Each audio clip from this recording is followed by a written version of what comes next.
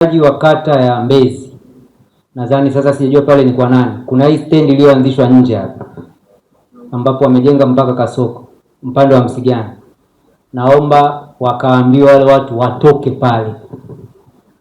Tunawapa wiki moja tu ya kufungasha vitu vyao. Hii barabara ya Morogoro hatutaruhusu stendi hizi zinazopakia nje, wote waingie ndani ya Magufuli stendi. Kwa hawa wasicheleweshwe pale, waambiwe warudi kwenye maeneo rasmi yaliyotengwa, lakini sio kuanzisha stendi ile pale, maana imeshakuwa ni stendi sasa hivi. Mheshimiwa Mwenyekiti wa chama, tunaenda kuendesha operation pale, maana sasa magari ya usiku yanapakia, mchana wanapakia, stendi yetu inakosa abiria. Nilitaka hili kila mtu aweze kulifahamu. Tunaenda kuendesha operation kutoa hizo stendi za barabarani.